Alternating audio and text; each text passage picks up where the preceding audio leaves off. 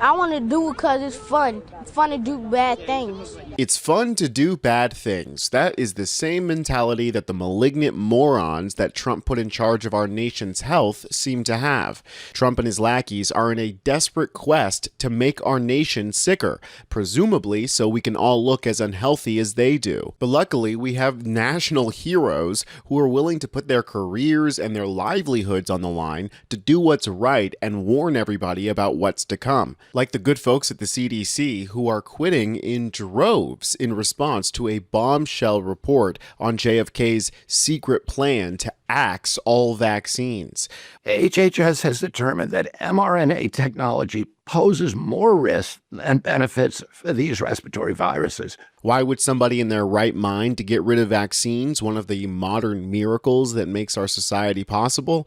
Well, because they're as insane as a Batman villain. No closer, Batman, unless you want a stampede of half-crazed humanity crushing and clawing each other. But it's not over yet, folks, because at the same time, Mehmet Oz, the new head of Medicare and Medicaid services, is trying to bring ostriches from Canada into the country because he thinks they have special bird flu-resistant powers. We've got loonies running our nation's health, and they all seem hell-bent on causing another epidemic of some kind, aside from the epidemic of stupidity that we're currently dealing with. Drop a like, leave a comment, and subscribe to Really American for more coverage of the disaster that is the Trump administration. Now, of course, Caroline Levitt here was fast to condemn the CDC director and confirm that the president was firing her, which he is technically allowed to do. Look, what I will say about this individual is that her lawyer's statement made it abundantly clear themselves that she was not aligned with the president's mission to make America healthy again.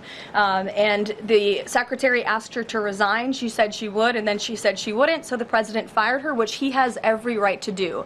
It was President Trump who was overwhelmingly reelected on November 5th. This woman has never received a vote in her life, and the president has the authority to fire those who are not aligned with his mission. Of course, she goes straight to the prepared lines there. I mean, the reasons that she gave are pretty nondescript, that the head of the CDC does not align with Trump's goals to make America healthy again. I think reality doesn't align with those goals because his version of health means washing all the dyes off the Skittles, not actually being healthy. Trump backing RFK Jr. in his fight with the head of the CDC just triggered a series of resignations. Here's some specifics about the fight with the CDC. The explosive showdown reportedly began on Monday, just hours after the Daily Beast quoted RFK Jr.'s ally, stating that the administration would pull COVID mRNA vaccines within months. The health secretary is said to have demanded that the newly confirmed CDC head, Susan Monades, back his vaccine policy and purge those who refused or else. Monades had reportedly been pressed by Kennedy and senior officials on whether she'd support rescinding certain COVID-19 vaccine approvals and firing key CDC leaders.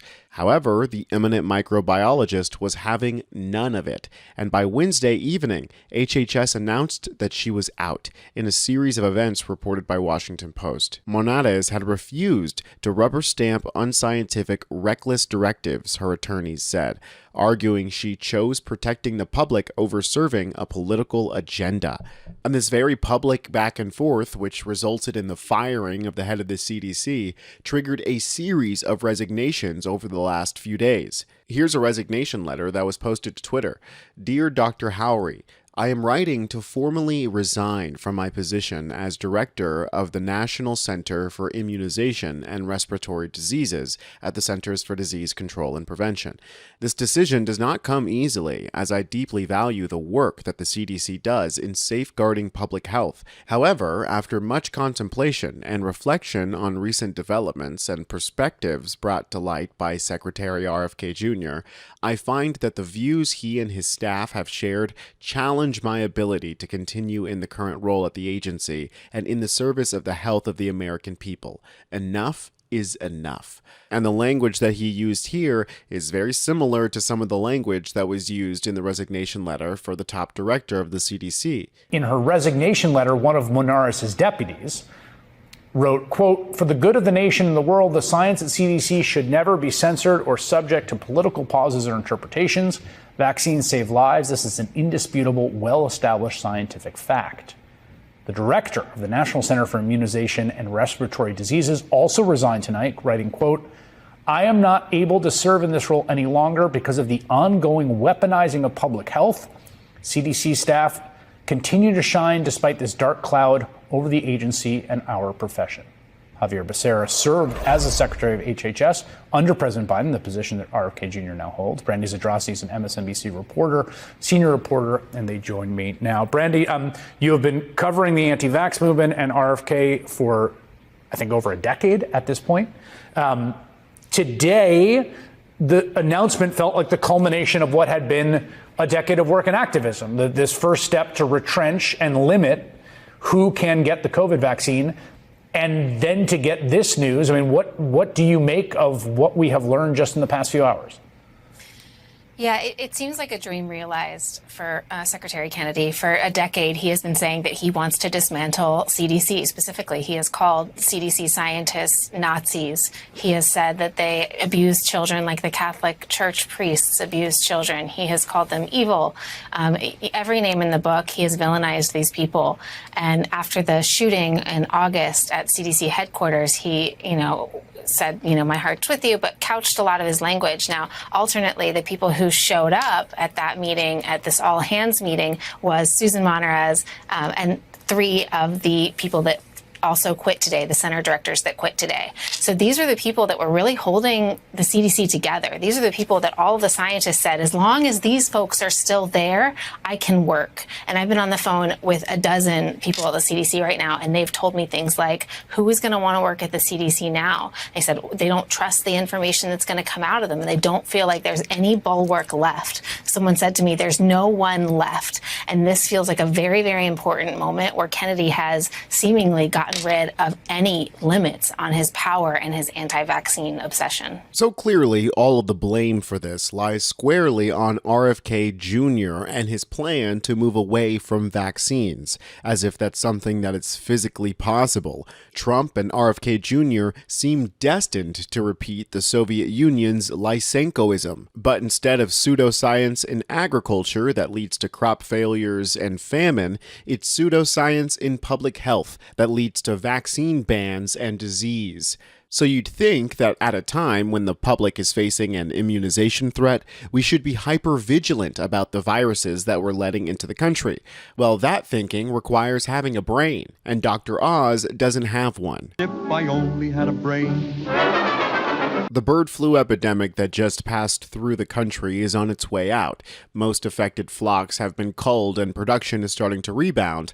But there is one flock in British Columbia, Canada, mind you, that is still facing the danger of the butcher's knife. Another day of uncertainty at Edgewood's Universal Ostrich Farm. I really don't wish this on any farmer nor Canadian citizen to ever have to go through this. The farm lost its final appeal to stop a cull of about 400 ostriches after dozens of the birds were infected with the avian flu last winter. Their fate now rests with the Canadian Food Inspection Agency. We're here because we're all concerned about these iconic ancient animals. The ostriches drawing international attention. American radio host and billionaire John Catsimatidis, along with Dr. Mehmet Oz, now the U.S. Medicare administrator, held a news conference Monday asking that the FDA be allowed to test the birds. I think we have an opportunity to do something helpful for Canada, for the United States, and the global community in general,